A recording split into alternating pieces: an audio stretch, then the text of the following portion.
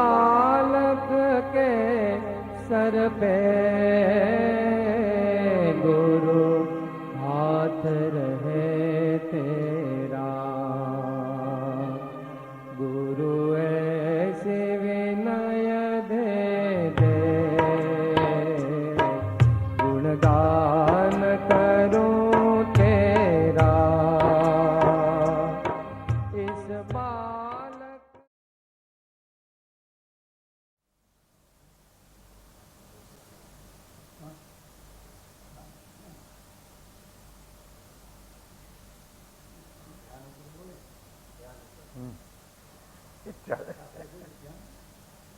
ધ્યાન વિશે એમ કે છે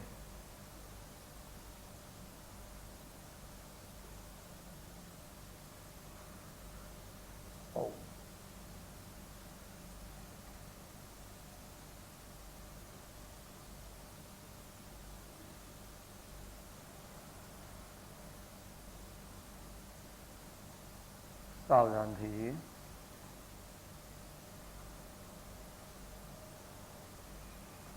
દેવ અમારા શ્રી હરિહંત ગુરુ અમારા ગુણિયલ સંત.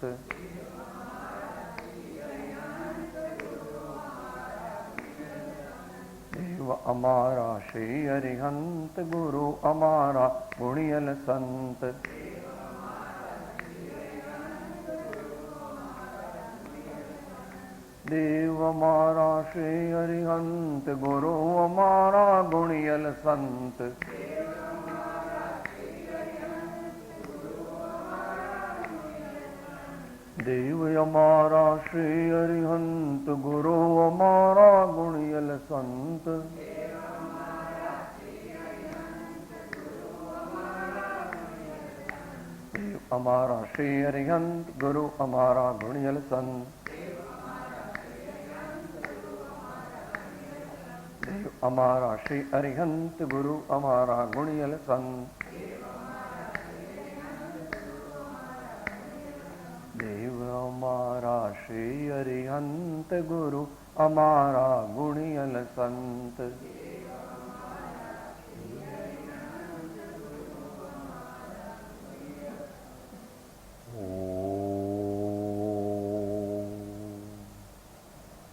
અજ્ઞાનતિમિરાંધાનાં જ્ઞાનાંજનશલાકયા ચક્ષુઃ ઉન્મીલિतं યેન તસ્મૈ શ્રી ગુરવે નમઃ. પરાત્પર ગુરવે નમઃ. પરંપરાચાર્ય ગુરવે નમઃ. પરમ ગુરવે નમો નમઃ. ઓમ.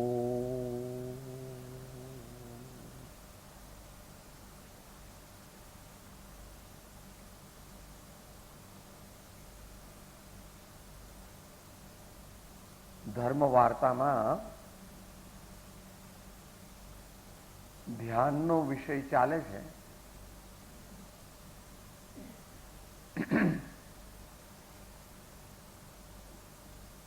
ધ્યાનનો વિષય ઘણો મોટો છે. ધ્યાનનો વિષય ઘણો મોટો છે.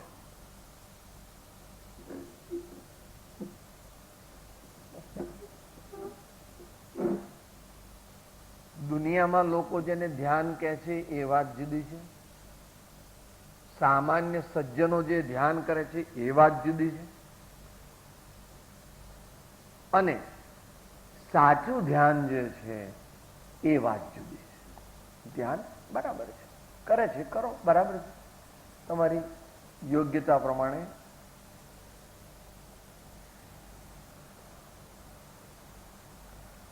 એટલે કંઈ આપણે એક દિવસ કે બે દિવસની અંદર ધ્યાન વિશે વિચાર કરી શકીએ નહીં. એને માટે ઘણું બધું બેકગ્રાઉન્ડ જોઈએ. તમે કહો એનું, તમે કેમ એવું કહો છો? તો કે પતંજલિ મહર્ષિએ યમ, નિયમ, આસન, પ્રાણાયામ, પ્રત્યાહાર, ધારણા, ધ્યાન ને સમાધિ એમ 7મું અંગ મૂકેલું છે. એટલે પહેલા 6 અંગ એ તમે કંઈક અંશે ગ્રહણ કર્યા છે એમ માન્યું, ત્યાર પછી 7મું અંગ ધ્યાનનું આવે.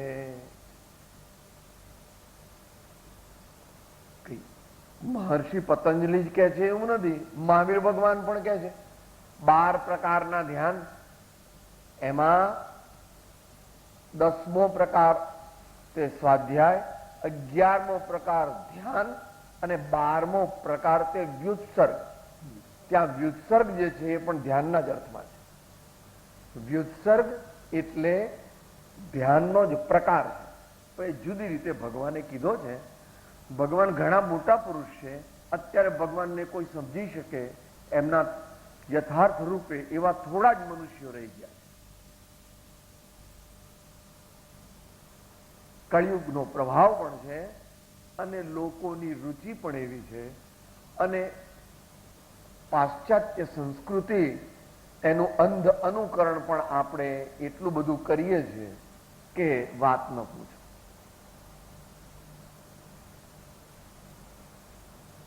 હવે ધ્યાન વિશે આપણે આગળથી વિચારણા ચાલે છે કે ધ્યાનનો અભ્યાસ કરવો હોય તો થોડું બેઝિક છે. માત્ર એન્યુમરેટ જ કરી જઈએ કારણ કે આગળ આવી ગયો છે. ધ્યાન કોણ કરવા માંગે છે? Who wants to meditate? Who wants to concentrate? On what subject or matter he wants to concentrate? Through which instruments, through which appliances he wants to meditate? And whether he has got the totality of the capacity to acquire those instruments. That means તે સાધનો એણે પ્રાપ્ત કર્યા છે.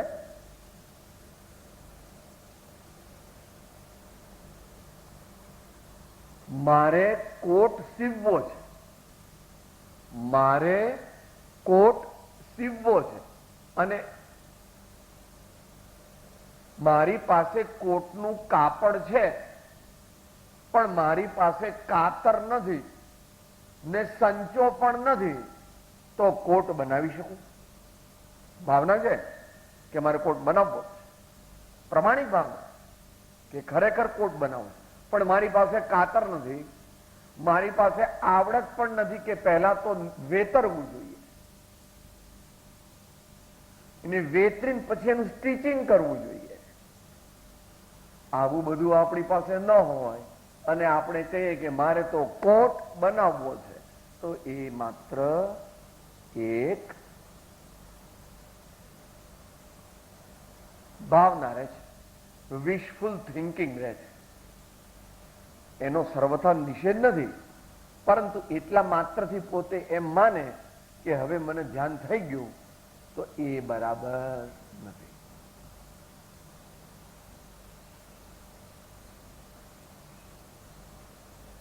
માટે ધ્યાન કરનાર કોણ છે?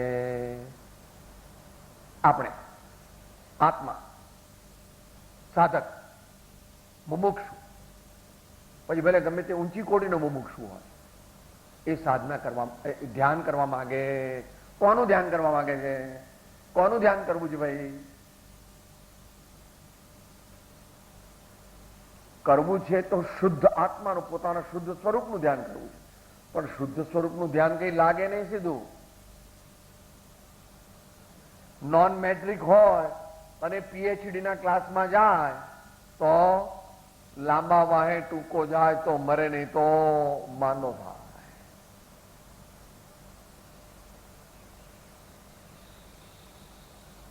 માટે પહેલા પરમાત્માનું ધ્યાન કરવું જોઈએ કે જેમણે ધ્યાન પરિપૂર્ણ પ્રાપ્ત કર્યું છે.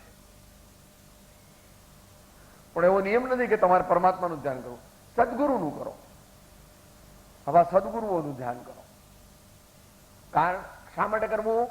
પરમાત્માએ ધ્યાનની પૂર્ણતા પ્રાપ્ત કરી છે, સદગુરુએ ધ્યાનને ઘણા અંશે સિદ્ધ કર્યું છે. અથવા ઓર ઓલ્ટરનેટિવ આપે છે. ધ્યાન કેવી રીતે કરવું એ ઇત્યાદિ અનેક વિષયો તેમણે પોતાના અનુભવને શબ્દ રૂપે આરૂઢ કર્યા છે, જેને શાસ્ત્ર કહેવામાં આવે.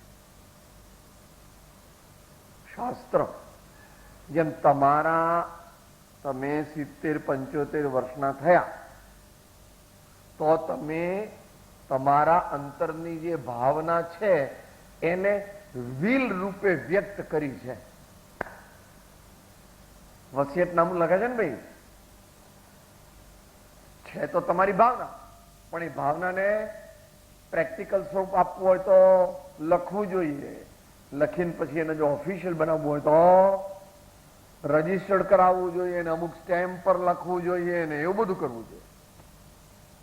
એવી રીતે ભગવાને, મહાજ્ઞાની પુરુષોએ જે આત્માના આનંદની પ્રાપ્તિ કરી તે કેવી રીતે કરી તે પણ સદભાગ્યે તેઓ શબ્દમાં લખી ગયા છે.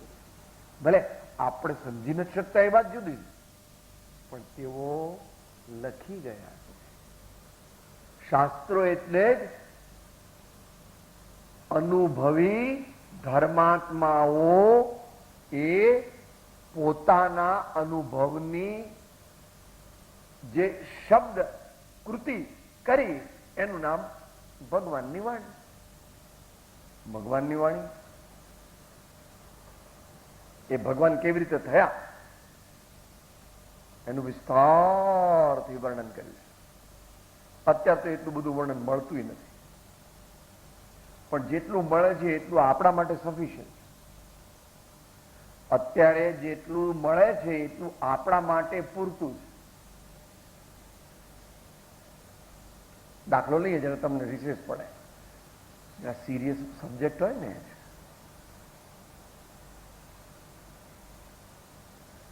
તમારે ત્યાં મહેમાન આવે તો 6-7 મહેમાન જમવા બેઠા હતા બધા, તમે અંદરથી પૂરણપોળી લાવ્યા અને તમે 3 પૂરણપોળી જોઈ, એટલે તમને એમ કે પૂરણપોળી 3 જ છે. એટલે તમે કહો ના ના ના મારે તો કઈ નથી જોઈતી. મહેમાન ને આપો, ના ના મારે તો કઈ નથી જોઈતી. મહેમાનને કેમ? તમને બીક લાગી કે 3 છે, બીજી 1-2 હશે તો મહેમાન ભૂખ્યા રહેશે, એના કરતા હું સાદી રોટલી ખાઈ લઈશ.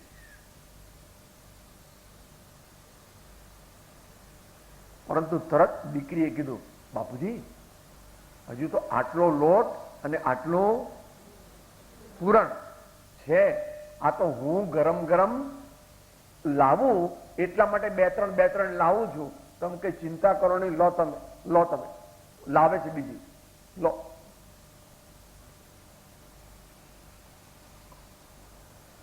પૂરતા પ્રમાણમાં છે.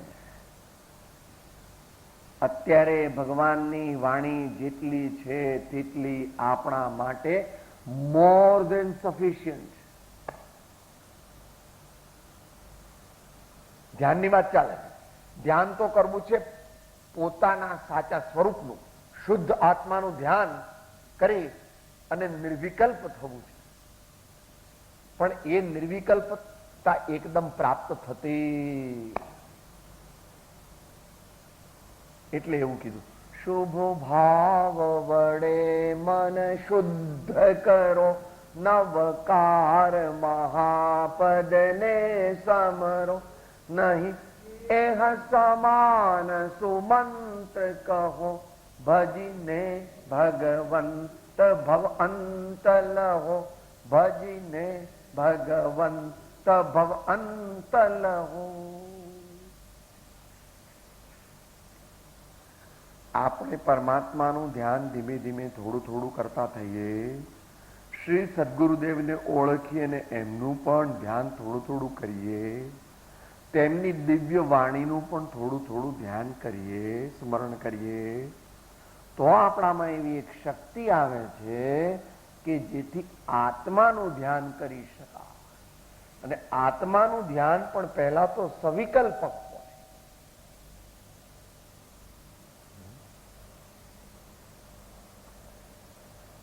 ખાણમાંથી જ્યારે સોનું નીકળે ત્યારે તો એની અંદર અનેક પ્રકારની અશુદ્ધિ હોય.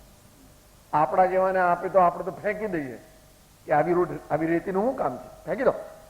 પણ જે પારખું છે એ કહે છે લાવને ભાઈ, તું જેટલા તગારા આપે દરેક તગારાના 50 રૂપિયા.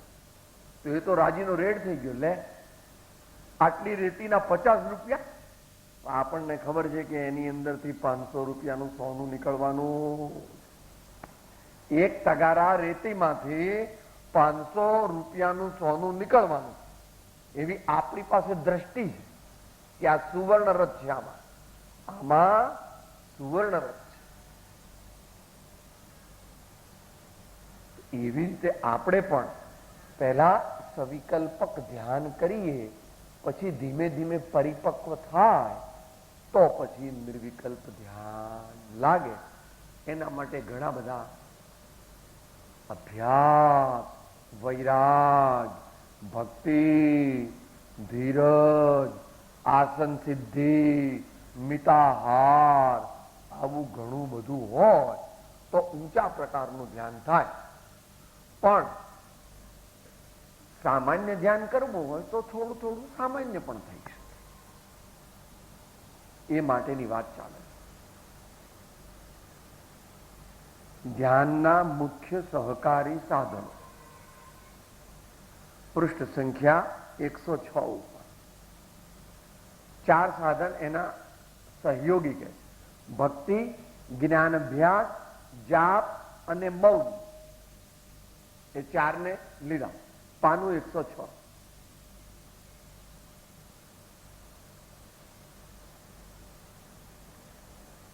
સદગુરુ, પરમાત્મા તથા અન્ય વિશેષ ગુણી જન આદિને ઓળખીને કોઈ પણ પ્રકારની આકાંક્ષા રાખ્યા વિના તેમના પ્રત્યે પ્રશસ્ત પ્રેમ કરવો તેને ભક્તિ કહેવામાં આવે છે. સાચા ભક્તના જીવનમાં ભગવાનના જેવા ગુણો ક્રમે કરીને પ્રગટે છે, પરંતુ અહીં તો પ્રકરણ વશાત ધ્યાનની સાધનાના સંદર્ભમાં ભક્તિ વડે જે પ્રકારે મુખ્યપણે સાધકને લાભ થાય છે તે આ પ્રમાણે કે ભાઈ ભક્તિ નું શું કામ છે. અમારે તો સીધું ધ્યાન કરવું છે કે ન થાય. તીર્થંકર ભગવાન દીક્ષા લે છે ત્યારે પહેલા નમો સિદ્ધાણમ અથવા નમસ્કાર મંત્રનું રટણ કરીને પછી દીક્ષા લે. શા માટે સિદ્ધ ભગવાનનું સ્મરણ કરે? શા માટે નવકાર મંત્ર બોલે? એ તો 4 જ્ઞાનના ધણી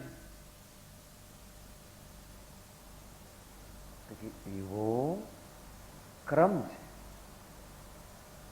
ભગવાનને એ ક્રમ લાગુ પડે તો આપણા જેવાને તો શું વાત. હવે ભક્તિ કઈ રીતે ધ્યાનમાં ઉપકારી થાય એ કહે. પ્રથમ તો અત્યંત પ્રેમને લીધે પ્રભુનું વારંવાર સ્મરણ થાય છે અને તેથી ધ્યાન સહેજે સહેજે સિદ્ધ થાય.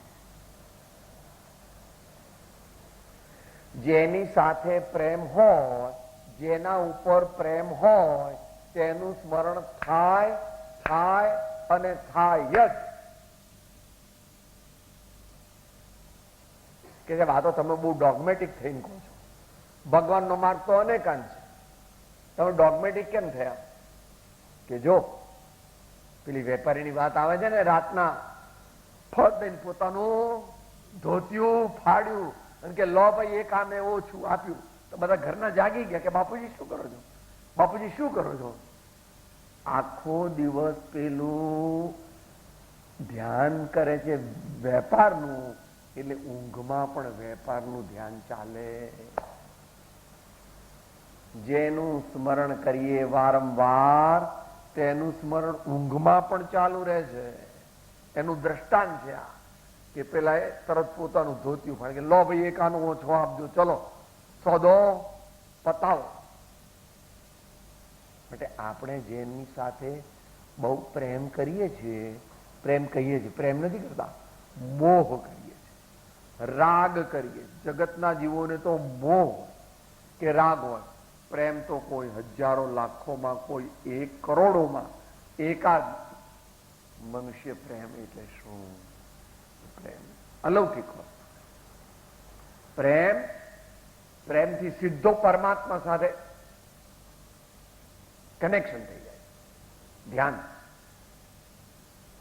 પર પ્રેમ પ્રવાહ બઢે પ્રભુ સે સબ આગમ ભેદ સુ પૂર્વ.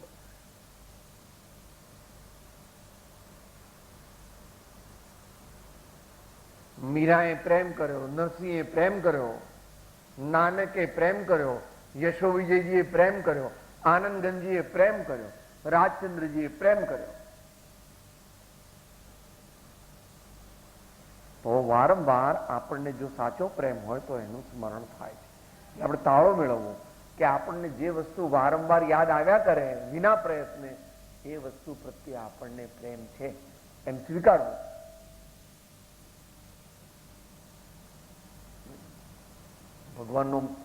ભગવાન બધા હજારો લાખો વાણિયાના પણ વાણિયા, એના ભગવાન લાખો કરોડો વાણિયાની બુદ્ધિ ભેગી કરે, એનાથી વધારે બુદ્ધિ જેની હોય એનું નામ પરમાત્મા. બે છે નથી બેસતું એટલે જ ભગવાનને નથી માનતો. આચાર્યને કેમ નથી માનતો?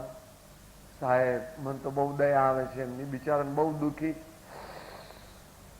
ખાવાનું નહીં, પીવાનું નહીં, નાહવાનું નહીં, કઈ ટીવી નહીં, કઈ છોકરા પગ દાબે નહીં, કઈ દવાઓ આપે નહીં, કઈ સારી સારી વસ્તુ. ભગવાન બિચારા આચાર્ય કેટલું બધું મુનિ મહારાજ બહુ દુઃખ. ભગવાનથી વિરુદ્ધ છો. એટલે એમ ભગવાને જેવી મૂર્ખતા કરીને દીક્ષા લીધી એવી હું કોઈ દિવસ લઉં? હું કઈ ભગવાન જેવો મૂર્ખ? હું તો દાઈમાનો દીકરો છું. હું તો મને બધા મોજ શોખ થાય અને બધા પ્રકારની સગવડ હોય એવું જ જીવન જીવવા માંગુ. તો એ તો ગાંધીજી કે રવિશંકર દાદા કે લાલ બહાદુર શાસ્ત્રી ન બની શકે. તો પછી આચાર્ય ભગવાન કે અરિહંત ભગવાનની તો વાત જ ક્યાં? વિચાર કયો ચાલે છે કે સાહેબ અમારા જેવા કે ભગવાન હોશિયાર હોય? અમે તો બહુ હોશિયાર, અમે તો બહુ હોશિયાર.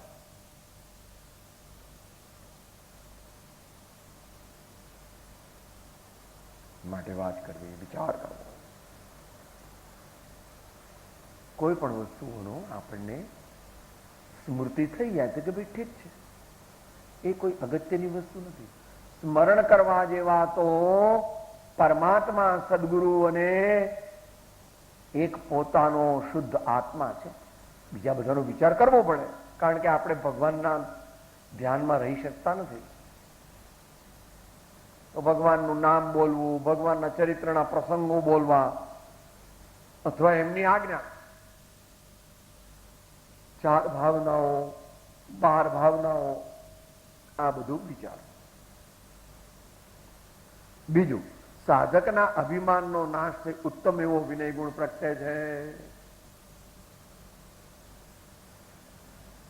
હું કરું એ જ અજ્ઞાનતા, શકટનો ભાર જેમ શ્વાન તાણે, સૃષ્ટિ મંડાણ છે સર્વ એણી પેરે, જોગી જોગેશ્વરા કોઈક જાણે.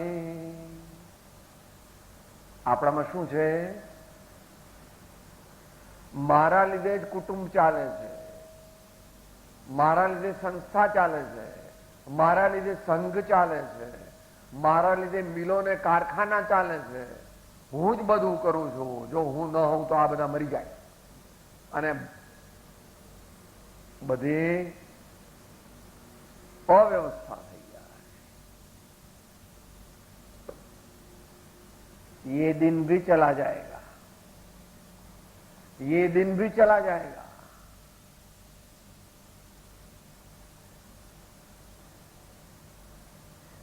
દુનિયા તો ચાલ્યા જ કરવાની છે, તારા ઉપર કઈ નિર્ભર નથી. આપણા ભાવ સારા કરો અને બીજાઓને ઉપકાર ઉપયોગી થાવ, આટલું કરવાનું મુખ્ય.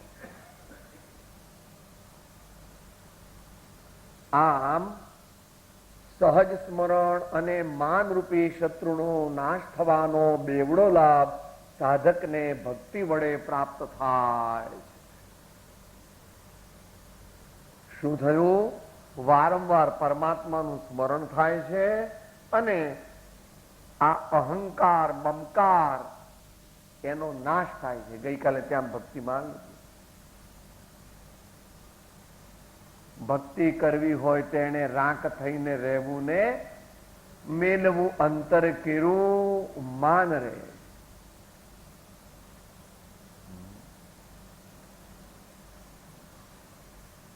વચનુમાં રાખે વિશ્વાસ રહે. શું આવ્યું બીજું? સદગુરુ, સદગુરુના દાસ મન વચન કાયાથી સદગુરુના દાસ થવું. એ અહંકાર મમકારને નાશ થવાનો ઉપાય શ્રી આત્મસિદ્ધિ શાસ્ત્રમાં પણ બતાવ્યો. એ વાત થઈ ગઈ હતી આપણે. તો એક વાત થઈ, ધ્યાન કરવું હોય તો થોડી થોડી ભક્તિ પણ કરવી જોઈએ, સત્સંગ પણ કરવો જોઈએ, સત્પુરુષોના સમાગમમાં રહેવું જોઈએ. બીજી એક વાત કહે છે, જ્ઞાનાભ્યાસ. આત્મા અનાત્માનો વિવેક જ્ઞાન વડે સિદ્ધ થાય છે. આ આત્મભાવ છે અને આ અનાત્મભાવ છે એવું યથાર્થ પરિજ્ઞાન થતા વૃત્તિ આત્મભાવને ગ્રહણ કરીને ધારી રાખે છે અને અનાત્મભાવને બાધક જાણીને છોડી દે છે.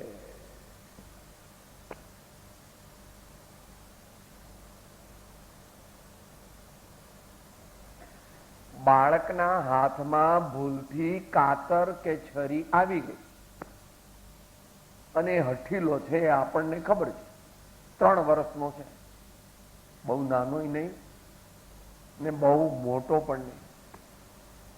હવે એની પાસેથી કાતર કે છરી લેવા કેવી રીતે? મૂકી દે, મૂકી દે, આપી દે, મને આપી દે. એ તો ઉલટી આમ જોરથી પકડે. મને જોઈશ, મને જો મારું મોઢું દેખાય, મારું મોઢું દેખાય, બહુ મજા આવે.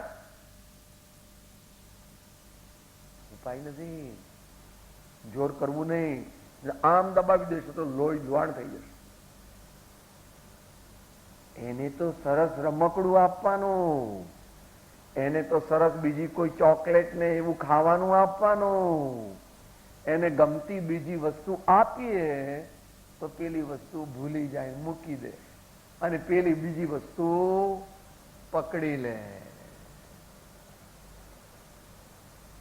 એ પ્રમાણે આત્માના સ્વરૂપનું મહાત્મ્ય જો આપણે સમજીએ અથવા પરમાત્માને સદગુરુ પ્રત્યે આપણને અહોભાવ આવે, મહાત્મ્ય આવે, ઓહો આવા છે પ્રભુ,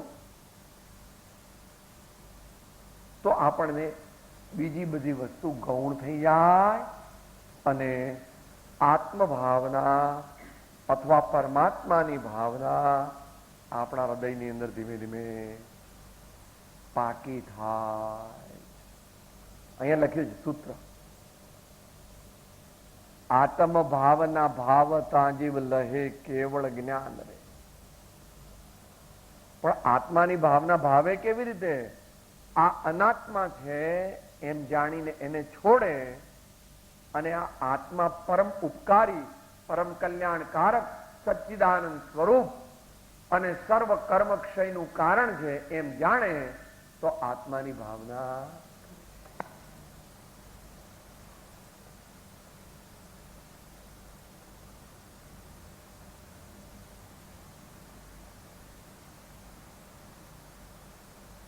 ધ્યાન એ સર્વ સાધનાનું ક્રીમ છે. ધ્યાન એ સર્વ સાધનાનું ક્રીમ છે અને ધીમે ધીમે ધીમે ધીમે ધીમે ધીમે મળે એમ ભગવાને કહ્યું છે. પરમાર્થ ધ્યાન, બીજું સાદું ધ્યાન તમે કરો, બરાબર છે, એ બરાબર છે. કઈ મંત્ર લેખન કરો, કઈ ભગવાનનું કે સંત પુરુષનું સ્ટેચ્યુ હોય ને આમ ને આમ એની પર ધારણા એટલે કે ત્રાટક કરો, સારું છે, એ બધું સારું છે. પણ એ બધું શેને માટે છે? આત્માના ધ્યાનમાં જવા માટેના પ્રયોગો છે. માટે મહાવીર ભગવાને તો 16 પ્રકારના ધ્યાન કહી દીધા છે. આર્ત ધ્યાન અને રૌદ્ર ધ્યાનના 8 પ્રકાર છોડવા યોગ્ય છે. ધર્મ ધ્યાનના 4 પ્રકાર તે ઉપાસવા યોગ્ય છે. અને શુક્લ ધ્યાન તો સર્વોત્તમ છે, પણ અત્યારે એની પ્રાપ્તિ થઈ શકતી માટે જ્ઞાનની આવશ્યકતા ધ્યાન માટે કઈ છે? મૂળ માર્ગ પ્રાપ્ત કરવા માટે. ગાથા બોલો.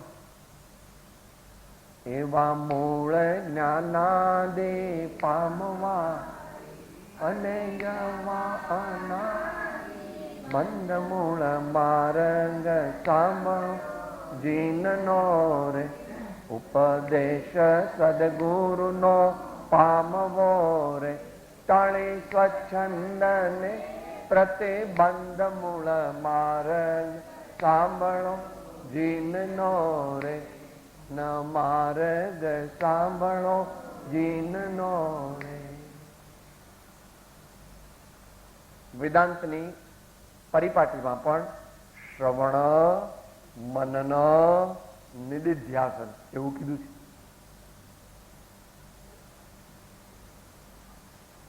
ભક્તિમાં પણ એવું કહ્યું, ભક્તિ માર્ગમાં પણ એવું કહ્યું. શ્રવણ, કીર્તન, ચિંતવન, વંદન, સેવન, ધ્યાન, લઘુતા, સમતા અને એકતા. ને કોઈ પણ માર્ગ લો, 2 શરત અનિવાર્ય. કોઈ પણ માર્ગે ચાલો ગુરુને પૂછીને, પોતાની તાસીર પ્રમાણે દવા લેવાય. જો તાસીર વિના જો દવા લેવાતી હોય તો કોઈ ડાક્ટરનું દવાખાનું કે કન્સલ્ટિંગ ચાલે જ નહીં. બધા દવાની દુકાનમાં જાય અને દવા લઈ લે. એવું થાય તો દવા વાળો આપે પણ નહીં. કેટલીક દવાઓ પ્રિસ્ક્રિપ્શન વિના ન મળે.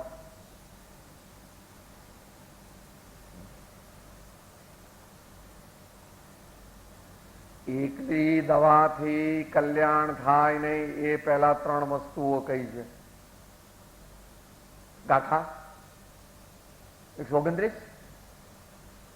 આત્મ ભ્રાંતિ સમરોગ નહીં સદગુરુ વૈદ્ય સુજાન ગુરુ આજ્ઞા સમપથ્ય નહીં ઔષધ વિચાર ધ્યાન. ગુરુ આજ્ઞા સમપથ્ય નહીં ઔષધ વિચાર ધ્યાન. 129મી ગાથા આત્મસિદ્ધિ. સીધું ધ્યાન થતું હોય એવી રીતે વ્યવહારમાં જો દવા લેવાથી જ જો રોગ મટી જતો હોય તો કોઈ ડાક્ટર પાસે જાય જ નહીં. દવા વાળાને ત્યાંથી દવા લઈને સીધી લઈ લે. કઈ દવા લેવી, કઈ માત્રામાં લેવી, કેટલો વખત લેવી, ખાધા પહેલા લેવી કે ખાધા પછી લેવી, કઈ ચરી પાળવી, આવું બધું જાણ્યા વિના દવા લઈ લે તો રોગ મટવાને બદલે વધી જાય. માટે જ્ઞાની ગુરુ પાસે આત્માનું સ્વરૂપ જાણી અને સદગુણોની પ્રાપ્તિ કરવી જરૂરી.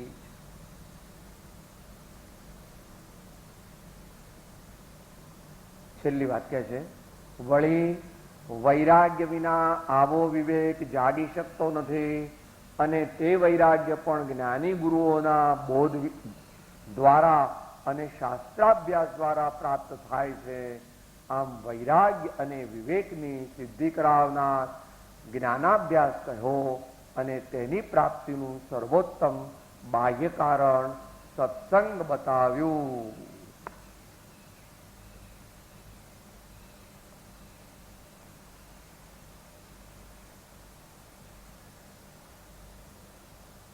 વિવેક અને વૈરાગ્ય. વિવેક એટલે અભ્યાસ, જ્ઞાનનો અભ્યાસ, આત્મા અનાત્માનો છૂટા પાડવા તે. એ પાડવા માટે વૈરાગ્ય જોઈએ.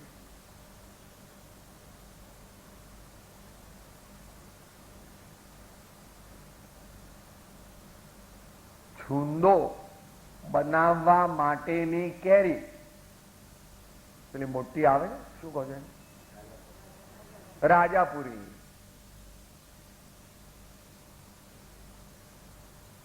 એની છાલ કાઢવા માટે બુઠ્ઠી છરી હોય તો કામ આવે. કેરી બગડી જાય, છાલ નીકળે જ નહીં, બુઠ્ઠી છે છરી, આમ આમ આમ દબાયા કરો તો કેરી બગડી જાય, છાલ બાલ કઈ નીકળે, ચૂંદો બુંદો થાય. છરી કેવી જોઈએ? ધારદાર, છાલ નીકળી જાય, છાલ નીકળી જાય. આમ નહીં મારવાનું, આમ.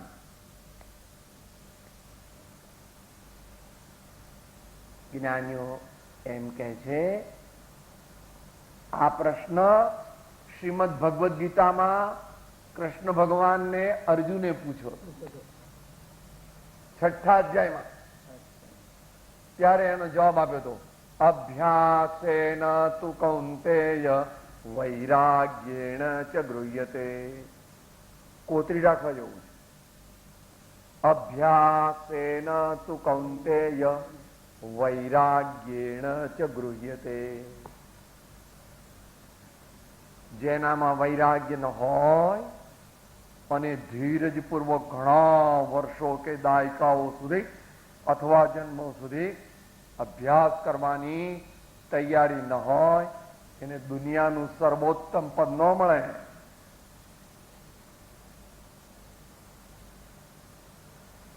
કૃપાળુદેવ પણ કહે, હું જાણું છું કે તેમ થવું કઠિન છે, તો પણ અભ્યાસ તે જ સર્વનો ઉપાય.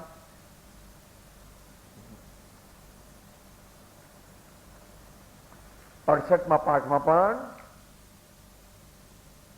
જીતેન્દ્રીપણામાં એ વાત કરેલી છે.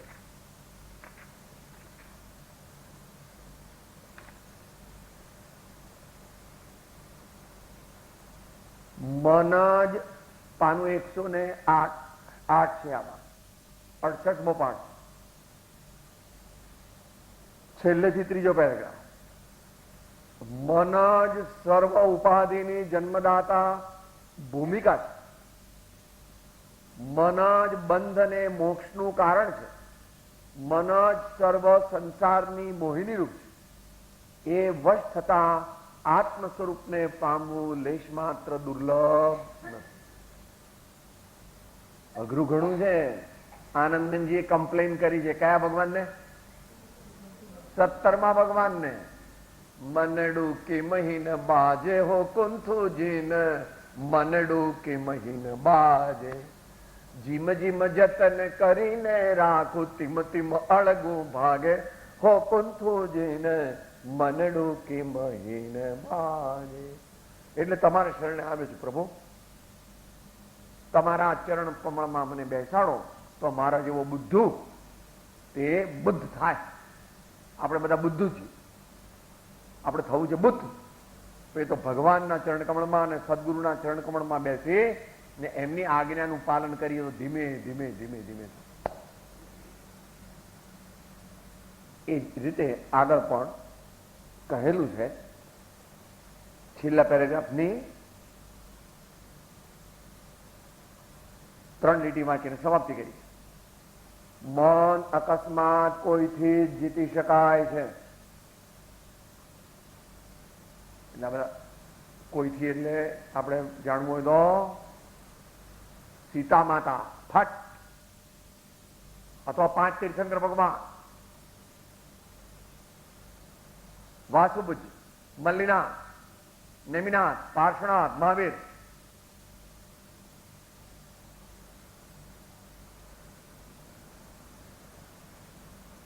કેટલા? કરોડોમાં એકાદ, કરોડોમાંની અબજોમાં એકાદ. તો કે આપણે શું કરવું હવે? તો કે આપણે ધીરે ધીરે જીતાય. આપણે હલકા છીએ એટલે હો, આપણામાંથી કોઈ શૂરવીર થાય, પ્રબુદ્ધ થાય તો જીતી શકે. પરમાત્માનો માર્ગ એ કોઈની મોનોપોલી નથી. સૂર્ય, ચંદ્ર, તારા, હવા અને પાણી એ કોઈની માલિકીના નથી. એમ ભગવાન મહાવીરનો માર્ગ એ કોઈનો મોનોપોલી નથી. કરવું શું એ કહે છે? નહીં તો અભ્યાસે કરીને જીતાય છે. પ્રેક્ટિસ એ અભ્યાસ નિર્ગ્રંથતામાં બહુ થઈ શકે છે. આટલું બધું જોયું હોય તો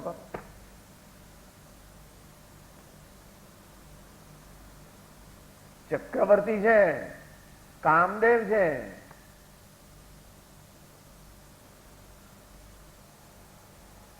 નિર્ગ્રંથ બની જાય, છતાં એવું તો કોક જ કરીશ. લાખો કરોડોમાં આવા તો કેટલા હોય? કોક હોય પ્રભુ. છતાં ગૃહસ્થાશ્રમે સામાન્ય પરિચય કરવા માંગીએ તો તેનો મુખ્ય માર્ગ આ છે કે તે જે દુરિચ્છા કરે તેને ભૂલી જવી, તેમ કરવું નહીં. ઘણા બધા ઉપાયમાં આમાં નાસ્તિથી જે ઉપાય છે તે બતાવ્યો છે. એક ઉપાય નથી, ઘણા બધા ઉપાય. મોટો દુશ્મન હોય ને, બહુ મોટો દુશ્મન, તો તમે એને એક બાજુથી આમ ઠાર કરવા જાઓ તો ન જીતાય. એને પહેલા ચારે બાજુથી ઘેરી લેવો જોઈએ. દુશ્મનને કે એક બાજુથી મારે તો મરે નહીં મોટો દુશ્મન. એના કેટલાય બધા કમાન્ડર્સ હોય એ તમને આવીને મારી નાખે તરત જ. મોટો દુશ્મન હોય એને કઈ એક બાજુથી મારે તો એ મરે નહીં. એને માર્યા વિના જ પેલા ચારે બાજુથી મોટું એવું પ્લાનિંગ કરીને એવું ઘેરી લે કે ચારે બાજુ પોતે શરણે આવી જાય. હથિયાર હેઠા મૂકીને I surrender in toto, I surrender in toto એમ કહી દે. તો આ મોહરાજા જે છે, આ મંજીભાઈ છે, એ કઈ એકદમ જીતાવાના નથી. પણ આપણે અત્યારથી અભ્યાસ કરીએ, દરરોજ અભ્યાસ કરીએ. હા, અને કયો અભ્યાસ કરવો એ કીધું. અંત મંગળ કરો. શું બહુ ભાવે છે?